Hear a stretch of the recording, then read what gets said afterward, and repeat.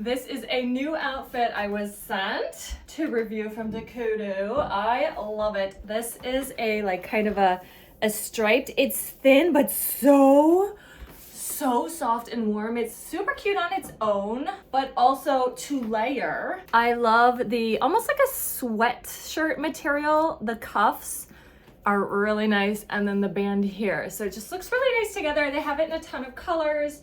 I'm 5'8", I'm wearing a small, true to size. And then these cargo pants, y'all, oh my gosh. These cargo pants, they are a high waist, so they cover, they don't give you muffin top.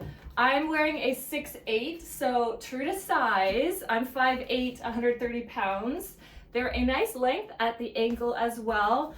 Super comfy, oh, just so cute. Everything is washer and dryer friendly. You've got the pockets here. They do have true belt loops, true pockets back here. No cargo pockets on the side, which for me is a win because I don't like to have extra bulk on my thighs. You know, I'm like, ah. So these are a nice straight leg, so comfy and cozy.